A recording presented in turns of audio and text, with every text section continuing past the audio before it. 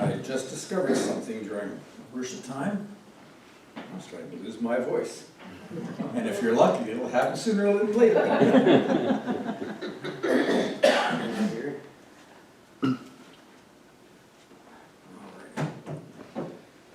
So, my sermon, if you want to call it that, meditation maybe, is called The Other Samaritans. I want to just first give those of you who don't know us a little bit of our background. Diane and I have spent much of our adult lives, most of our adult lives actually, in East Africa, largely in Kenya and then in Tanzania, and a very brief and quite disastrous stint in Liberia. I'll tell you about that privately, but never publicly. But much of how we see the scripture is based on how we have observed Christian lives being lived out in East Africa. And the things that we've seen in East Africa. For example, one time we went on a trip with about, 25 of our friends up into northern Kenya, and we saw people who have lived like the shepherds in Galilee for millennia and continue to do so. We've watched people in the singing wells, where the wells have several levels of platforms, so that the well doesn't go straight down, it goes like this. And you have people with buckets singing as they keep their rhythm, passing water up, grabbing empty buckets down, and that going up with maybe 6 to 8 people in perfect rhythm. We call it singing wells. So if I say something that doesn't make sense to you, it's A, possibly because it doesn't make sense to anybody, and B, maybe it's because I'm saying something from that background. One of the great things about the book of Luke is that Luke is a great observer, he was a great chronicler, and he was a great storyteller. The Western world, for example, knows the story of, the Christmas story because of Luke. Let me say that again. The vast majority of North Americans who never darken the door of a church, but who know the Christmas story, know it because of Luke. Because who quotes Luke every Christmas to the world? You remember? Charlie Brown. Peanuts. Charlie Brown. Well, Linus, yeah, Peanuts. And they were in that same or in that same field, shepherds abiding their flocks by night. Blah, blah, blah, blah, blah. Now I can't even say it. But Charlie Brown spent the first 20 minutes of that TV show wondering about the true meaning of Christmas. And when Linus walks up and he says, I know what Christmas is all about, Charlie Brown. And then he quotes this. It's just an amazing thing. Luke liked to listen to a story, and he obviously liked to write it down. It's a very convicting story. It's impacted how I've interacted with neighbors near and far in Africa. And I'm sure that the book of Luke has had its impact on many of you, completely changing how we see those around us. And this one, the Samaritans, the Good Samaritan, is a great story. It's a great story, and it tells us a lot of things. But there's a second Samaritan story, also told by Luke. It's not a parable. It's actually a factual account. It's an event that occurred in Samaria, a rather public event involving Jesus and 10 lepers. First, a bit of background on leprosy. Leprosy, although we think of it as otherwise, is not a particularly contagious disease. In fact, it's almost impossible to catch leprosy. And it is extremely rare, especially in the Western world. But over centuries, many who have suffered serious skin conditions have been considered to be lepers, falsely, but there it is. This could include skin conditions like psoriasis, ringworm, and even the scarring from measles or the scarring from smallpox or something like that. And people have feared the scarring of the skin. And we still have an innate fear of the scarring of the skin. Just ask the cosmetics industry. But there is a stigma, a huge stigma, about the scarring of the face. I've got a fair number of scars in my body from various accidents and mishaps, but not my pretty face. And we really value that cleanness, that smoothness of skin. We worship smooth skin, not wrinkly skin. We have a thing with skin, and leprosy, for much of the world, for much of history, has been the enemy of clear skin. It's been the enemy of life. It's been the enemy of community. It's been the enemy of what almost all of us hold dear. Canada's first diagnosed case of leprosy occurred in 1815 in, I hate to say it, New Brunswick.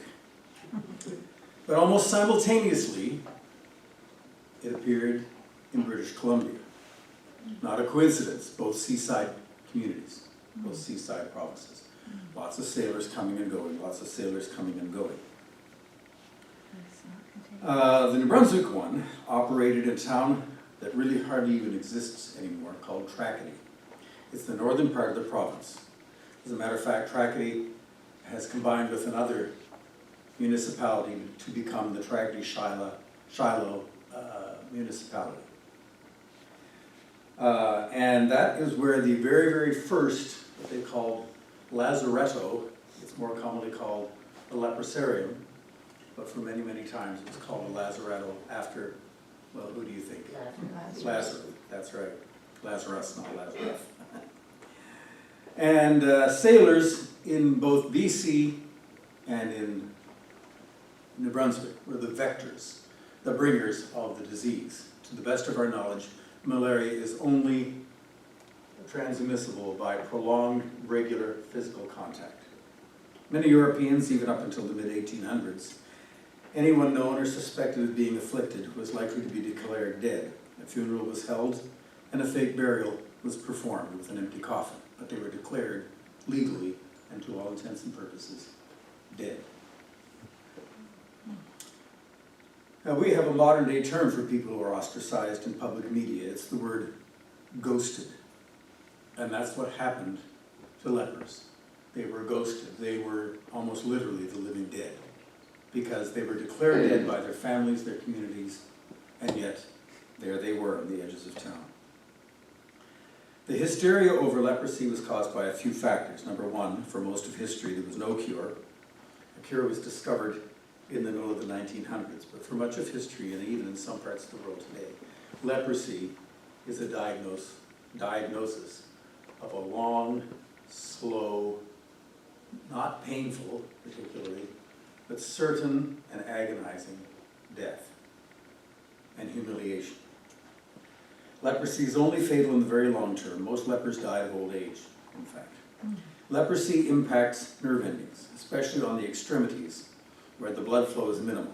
Your hands, your feet, and surprisingly, your ears and your nose. Because leprosy doesn't function well at 98.6 degrees or 37 degrees Celsius. It has to be cooler. And so the extremities get affected first. And it's not very, very common to see anymore, but I have seen it. I've seen it. Lepers, as I say, rarely died of leprosy. They died of secondary skin infections or infections that entered the body through skin lesions. And also bad nutrition was a factor, because they couldn't earn a living, and they couldn't go to the shops, even the open-air shops. And a leper, tragically, when they were moving from place to place, they had to either carry a bell to warn people that there was a leper coming, or they had to shout, every few minutes as they're walking along, "Unclean! Unclean! I'm unclean! Stand back!" And they had to arrange payment for food very, very carefully, because they couldn't put money down and receive goods for the money, because the money would have been tainted and nobody would have wanted to touch it. So their lives were very isolated, very, very alone. The biblical account, as Jesus and his disciples were traveling along the border between Samaria and Galilee, is very, very interesting. I have a friend, a former student, who is an Orthodox minister. He was a student of mine. His parents were in a very evangelical Christian mission. He grew up to be an Eastern Orthodox, Russian Orthodox priest. And he once said to me, the Orthodox Church looks at every single letter of every single word of the Bible, and we analyze it like that. And he said, we examine everything. So I'm trying to be a little bit like that right now. But this biblical account occurs as Jesus and his disciples were traveling along the border between Samaria and Galilee. Why is that important? Well, it's important because Samaria was kind of a no man's land. Proper people didn't go there. Here's why. It went from west to east of Israel, and it sort of separated one side of Israel with the other side of Israel. And the problem was that pure-born Israelites had to walk through, or drive through, or take a horse through, or an ox cart through no man's land. And when they did that, they would cover themselves and cover their faces and cover their hands, so that there was no possibility whatsoever of contamination. People who lived in Samaria were hated for the fact that they were Samaritans. And does anybody know why Samaritans were hated? It's because they were the descendants of Ephraim and Manasseh. And as a half-tribe, two sort of half-tribes, they had very, very little standing in Israel. And Samaria was kind of their place. And proper Israelites wouldn't go there. And if they saw somebody who appeared to be a Samaritan, they would just give them a wide berth. You don't talk to Samaritans. I know in my home in New Brunswick, there was a town which will remain nameless. And my father used to call it Dog Patch, after the dog patch in Little Abner. And it was also called Tar Paper Alley, because it was all tar paper shacks. They deliberately, when they built a house, avoided two things. They never put siding on their house, and they never put front steps, because both of those increased your tax rate. So it was called Tar Paper Alley. And to get to my favorite summer camp, we had to drive through Tar Paper Alley to get there. And I'm sorry to say the Tar Paper Alley still is Tar Paper Alley. I was there last year, and it's still Tar Paper Alley. Anyway, they're in Samaria. Samaria extended from the Mediterranean Sea in the west to the River Jordan in the east, and all the way across Israel. And it was more or less the same area that the half-tribes of Ephraim and Manasseh had survived in for millennia, the two sons of Joseph. Samaria also split Solomon's united Israel into the northern kingdom of Israel and the southern kingdom of Judah. And eventually the split was so great that Israel and Judah became two separate nations. They are no longer, but that was the time, that was the situation for a long, long time. And to observant Jews, you just didn't go there, you didn't even talk about Samaria. It didn't exist in a proper Jew's mind, because it was kind of a blasphemy, these half-breeds. They were mudbloods, if you want to think of that, if you think of Harry Potter. They were mudbloods, neither fish nor fowl, neither Israelite nor foreigner.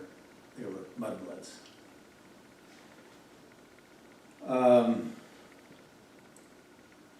Eventually it was believed the Samaritans were not just mudbloods having some Assyrian blood and Jewish blood, but they tended to interact more with other nations than they did with Israelites, because Israelites wouldn't have anything to do with them.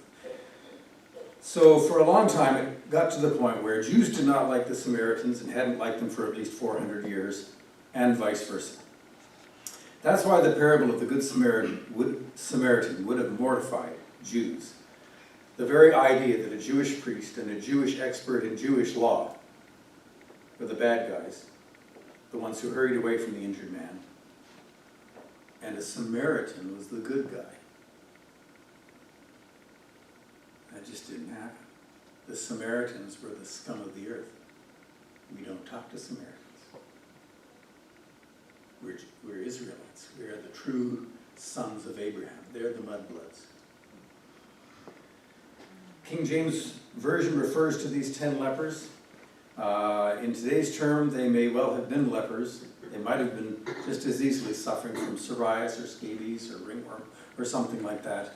People did not differentiate. If your skin was pocked or messed up in one way or another, you were probably a leper. You were certainly treated like one. So even bad scarring from smallpox could leave you isolated. In Israel at the time of Jesus' earthly life, lepers were chased out of incorporated towns and were forced to live in graveyards and garbage dumps because they were unclean, just like the dead bodies in the cemetery were unclean. Moreover, lepers were required to have that bell, as I mentioned, and to sound it out constantly to warn off passerbys. Lepers tended to hang out together because their strength in number and sticking together meant that they might not be harassed as harshly or as often. They were on the Galilean Samaritan border probably because they'd been driven out of both the northern kingdom and the southern kingdom. So they were stuck in this kind of no man's land, tar paper alley. Eventually, a leper would just rot to death. And it was a terribly long eventually. You didn't catch leprosy one year and die the next. You might have committed suicide the next. But it took years to die, and generally you just died of old age. But even then, nobody could give you a proper burial because your body was unclean. So it's very, very possible that the bodies of, lepers, not Samaritans, the bodies of lepers would have just been left where they were until somebody just couldn't stand the stench anymore. Somehow these 10 lepers had some idea of who Jesus was. The Bible doesn't make that clear, but they met him as he was entering into a village, further evidence that lepers were not allowed in that village or town. And they shouted, "Jesus! Rabbi, have mercy on us!" I can't imagine how hard that would have been for them, to show their faces and to approach somebody who was starting to become famous. The only leper I ever saw in Africa, and I don't think there are very many left anywhere in the world, was this man who hung around on the street in Nairobi called Tubman Street. My favorite restaurant was on Tubman Street. It was kind of a cross between McDonald's fast food and Asian food, Indian food. And the food there was fabulous. But to get to the store, the restaurant called Slush, you had to pass by this leper. And he generally sat in a little alley. If this is the edge of the sidewalk, he would have sat back about that far and had almost no fingers. He did, but he had almost none. And he had a little blanket that people could toss coins on. But he stayed for the most part there. Interesting thing, this has nothing to do with the sermon. But one day when I was going down to the Slush, I see this guy on the sidewalk, and he's just disappearing back into his alley, and he's actually going back further. He's got a very expensive walkie-talkie in his hands. Now, all I can think of was this was the time of the reign of President Moi, second president of Kenya, and he was extremely paranoid. And he had spies everywhere. And as this leper started scuttling back with one hand on his walkie-talkie, I thought, Moi has got spies everywhere. That has nothing to do with it. I just thought you looked at that story. Anyway, nobody talks to beggars. And nobody in the world talks to leprous beggars. In any event, nobody said, "Oh, hey, sure, come and join me for a meal." Nobody, ever. In any event, Jesus didn't do what he might have done. Jesus could have stood back 10 feet and went, "Be healed." And it would have worked just fine. But he didn't. He just said, You want mercy? You want me to have mercy on you? Go and show yourself to the high priests. What kind of a direction is that? They had the faith, they had conjured up enough faith to cry out, "Jesus, Son of God, have mercy upon us." He goes, go show yourself to the priest. It sounds very standoffish, and I don't know why Jesus did it that way. I really don't. But off they go, and as they are on their way, I can't imagine whether the first person to notice it went, I'm not a leper anymore. I'm sound of life and limb. And all of a sudden the rest of them. You know, it was the end of their death sentence. They were commuted to a life, of joy, because they were clean. They weren't lepers. They went from being the worst outcasts of the world through no fault of their own to being clean. And, excuse me, they didn't know quite what to do. And I think that they were just also excited. I don't blame them for the fact that they just took off in joy. But one decided that he had to go back and say something to this weird person who healed them. We don't know for sure if it was an observant, devout Jew who suddenly realized that Jesus had healed them. But whether or not that's the case, he certainly realized that this guy was somebody special. And this would have been a major, major object lesson to the Pharisees.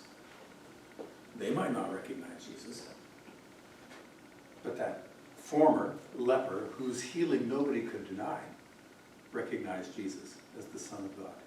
It was a profound testimony to God's love and to the fact, and I hate to say this because I know it tends to identify people as being holier than thou. But Jesus identifies as we should identify with the poor among us, with the sickly among us, with the outcasts among us. We have plenty, even here in Kingston. If you want an exercise in homelessness, or in observing homelessness, just go jogging through Bell Park. Right at the moment they're all hiding. I'm not sure if it's because of the rotten weather or what. But Bell Park, I think it's Bell Park, yeah, has its fair share. Most of them stay mostly hidden, especially during the daytime. But they're there if you want to see them.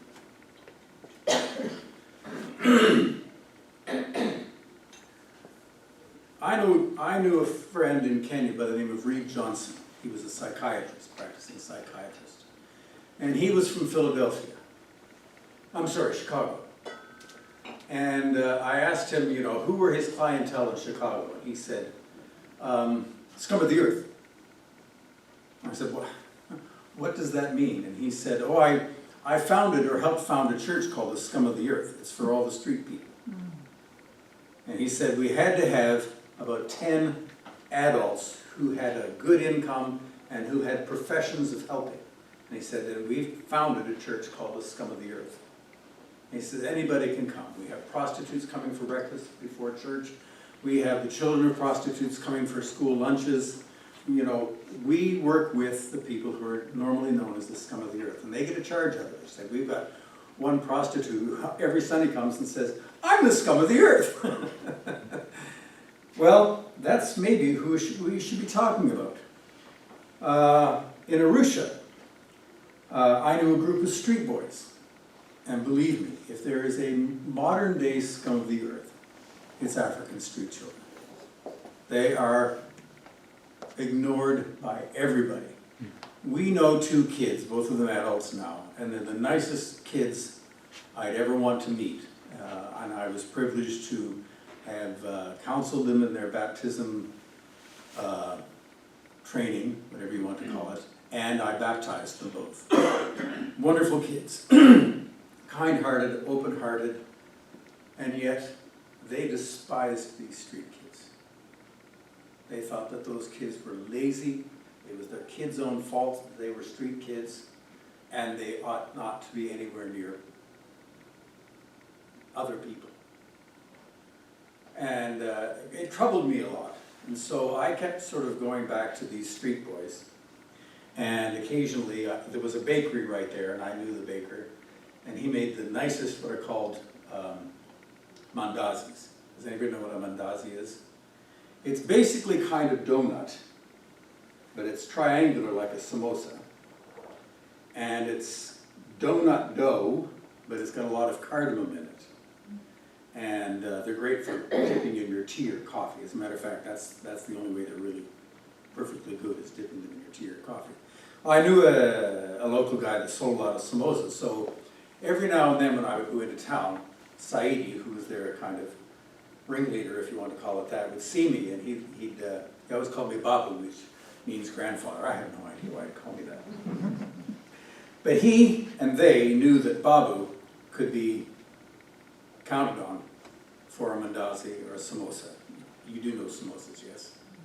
They look like mandazis, but they're filled with meat or vegetables, and they're very, very spicy, at least they should be, and they're deep fried to a fairly well. And they're so good, they're so bad for you, but they're just so good. I love them. Anyway, Saidi would see me and he'd start yelling, Babu, Babu, Babu! And all of the street kids from the block would come rushing up to Babu. It had nothing to do with me being a nice guy. They just knew that Babu was good for a samosa or a mandazi. But one day I went into town, and I was right down in that area. It's called Clock Tower. Has anybody ever seen the movie Hatari? It's a very, very old John Wayne movie. Hatari? It's actually shot in Arusha, and they have a clock tower, which is the center of Arusha town, that's still there. But if you ever decide to watch it's a terrible movie. But it does have John Wayne, so it was seen by a lot of people, and that clock tower is still there if you ever want to check it out. But this is where kids always hung around, because for a long time, all the tourists wanted to see Clock Tower because they all remember John Wayne. My generation, I think, is probably the last generation to remember John Wayne, so don't feel bad if you're not, clued into who he was. And so the kids always figured tourists are good for money, and also this old white guy is good for money. And we would just go there and have our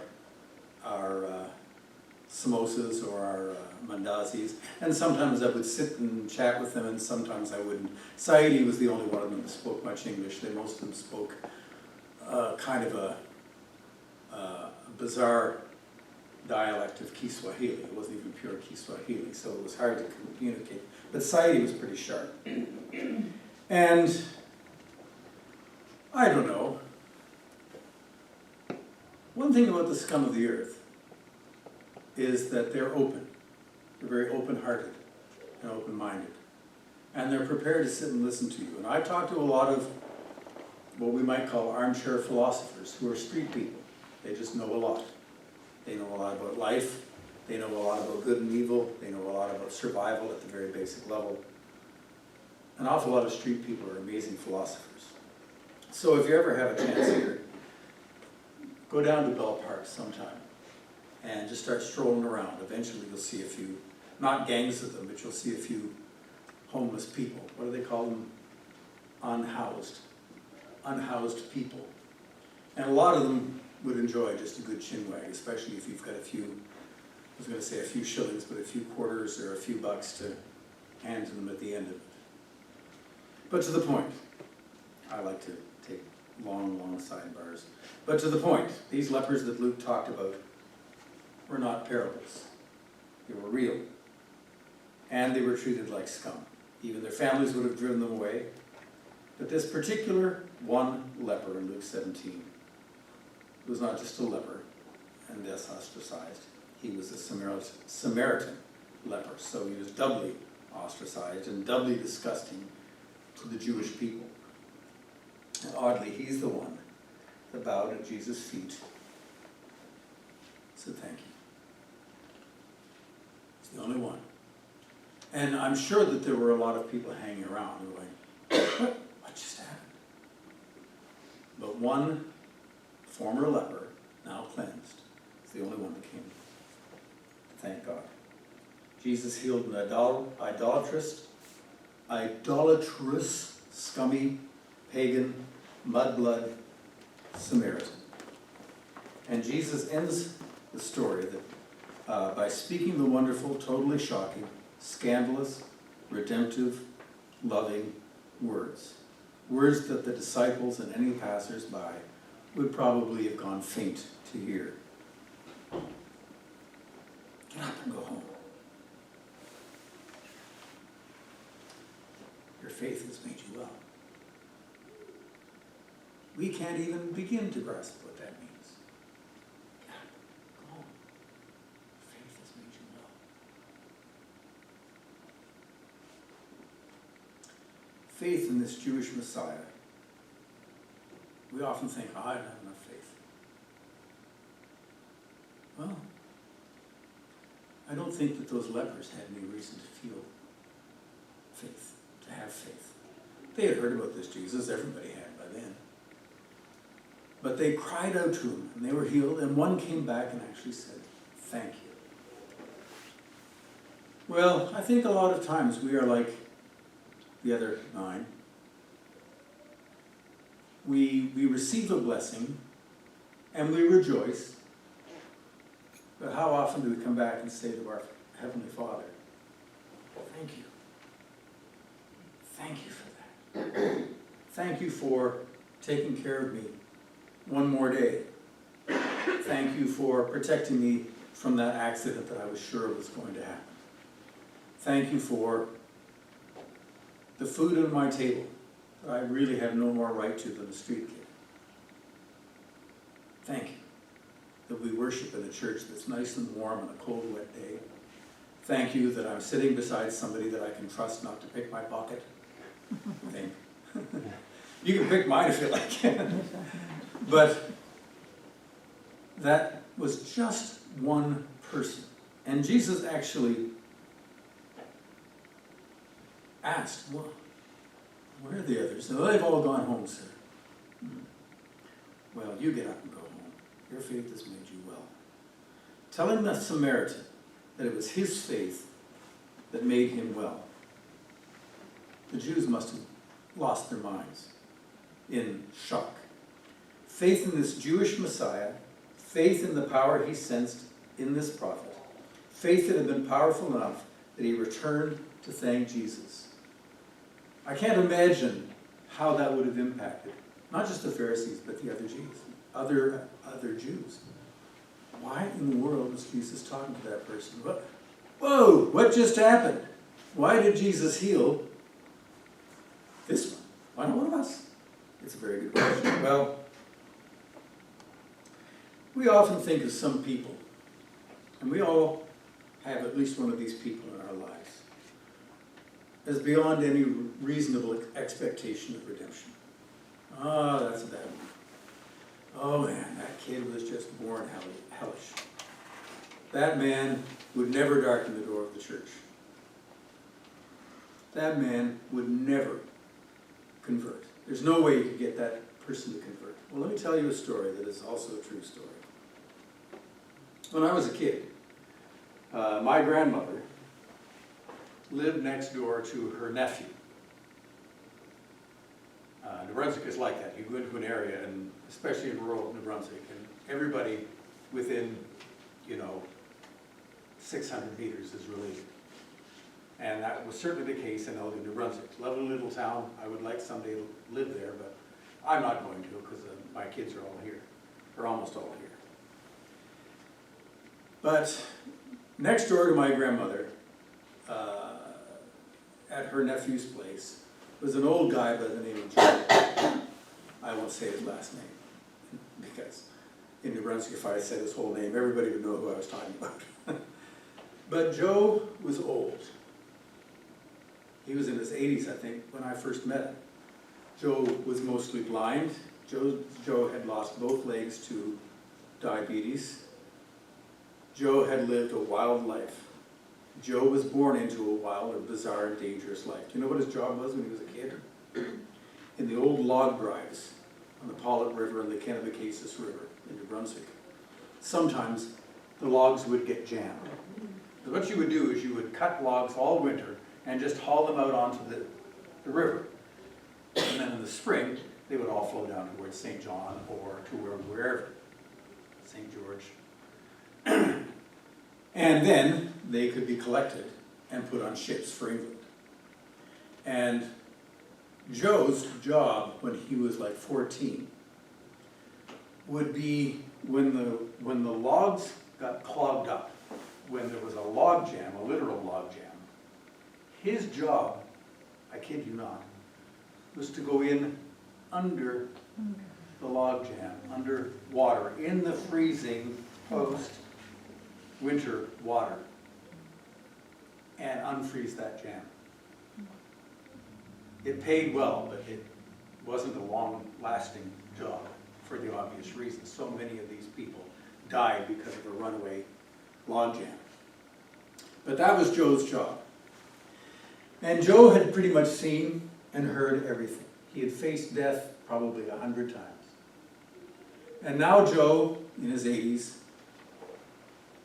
is in his son's house, my grandmother's nephew's house. And my grandmother had known Joe because my grandmother had worked as a cook in a lot of lumber camps. And as Joe got older, he kept losing limbs from diabetic issues, and then his eyesight went, and his hearing was starting to go. But everybody always liked old Joe Nowlin. I'll be honest with you, the reason I liked old Joe Nowlin was because I was a Baptist minister's boy, and Joe swore like a trooper.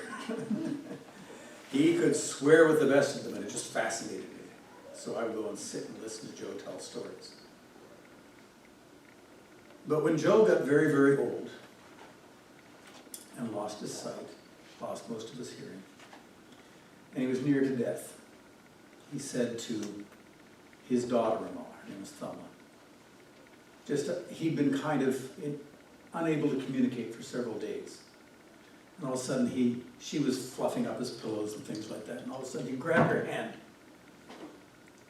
He said, Thelma. She said, what? He said, say the Lord's Prayer for me. I can't remember it.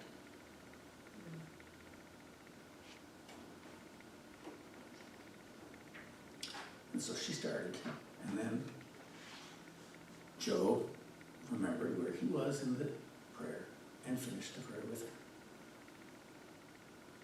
And then he said, yes, yes, yes. And then he died. Didn't think that would affect me after all these years, but it did. Joe was beyond hope. Joe was the original total scum of the earth. Evil man. And yet, I believe that seconds after saying that last yes, Joe, you made it! Come on in! We've been waiting for you. Imagine. Well done. Good and faithful servant. Imagine. Someone like Joe. That Samaritan. Hearing those words. This is why we have hope. This is why, as Reformed Christians, we believe in salvation. We believe that we are healed. We are forgiven. It's not that we are going to be forgiven. We are forgiven. We are forgiven. We don't have to go to bed at night and think, is there anything I need to confess before I go to sleep? It's fine if we do. But I know people from other Christian denominations who start every day panicked, praying about every sin that they've committed recently and asking for forgiveness, in case they die with an unforgiven sin in their life. Not how God's word. No, okay, you arrived at 11:35, but I happen to know, Joe, that at 10:42 you swore. So I'm sorry, you're not getting in. That's not how Christ works. Christ, the second we leave our lives in his control, Christ's arms are open, and they stay open.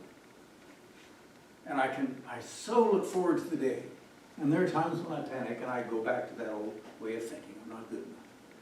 But I really do look forward to the day. I'm not anxious for it to happen anytime soon. When I hold the hand of my Savior, he says, Tim, come on, we're going to have a party. A mighty party. So let's look forward with that blessed hope that we have. The hope that that Samaritan, who was not a parable Samaritan, a real Samaritan, had. Let's just hold on to that hope, because we're the only ones with it. Sadly, we are the only ones with hope. I know a lot of people who pray for death. But it isn't death with hope. It's a death. It's a hope for an end to everything. But we have the expectation of life eternal, and not just life eternal. It's life in the hands of Jesus Christ. So let's live like disciples of the risen King. Like people who know that on the other side, when we cross, he'll be there. You made it! Finally! Come on in, there's a party. Amen.